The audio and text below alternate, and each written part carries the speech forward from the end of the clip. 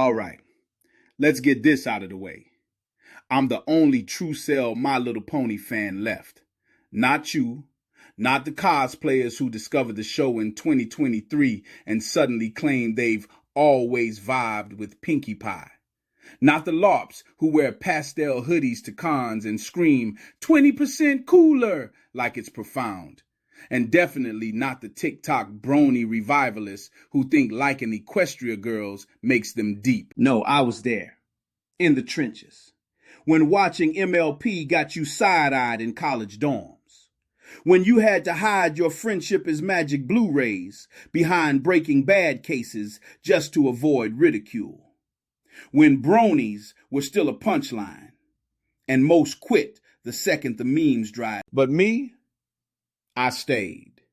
Through FIM's golden age, through the Legends of Magic comics, through the Pony Life betrayal, through the Tell Your Tale abomination. I never left, because I understood what no pony else did. My Little Pony isn't about pastel horses. It's about archetypal harmony in a fractured world. And if you don't know who Rockhoof, Mistmane, or Flash Magnus are, don't talk to me about lore. If you think Tempest Shadow is just a cool villain, you're surface level.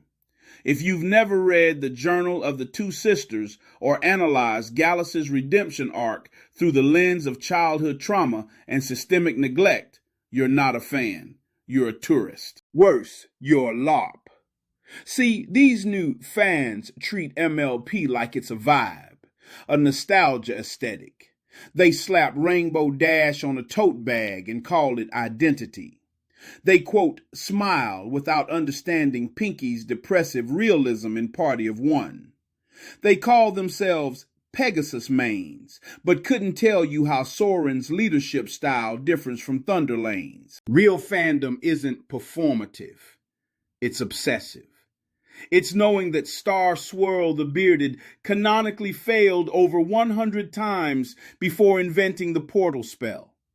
It's recognizing that Queen Chrysalis's hunger wasn't just for love, it was for belonging, twisted by isolation. It's understanding that Cozy Glow is the show's most terrifying villain because she weaponizes innocence, and that her fate in My Little Pony, Tell Your Tale, is a disgrace to narrative consequence. And don't get me started on Sunburst, the quietest genius in Equestria, forgotten by fans, yet he rebuilt interdimensional magic from scratch after losing his horn.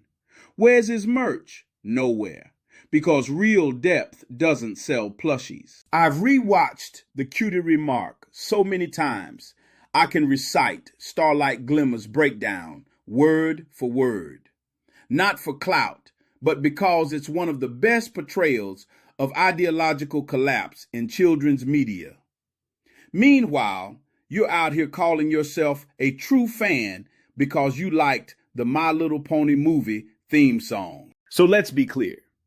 If you discovered MLP through a meme page in 2024, if you think Truecell is a personality, if you've never cried during Twilight's Kingdom Part 2 when Celestia says, "You have always been my star pupil," you're not a fan. You're a cosplayer of nostalgia. I'm the last Truecell.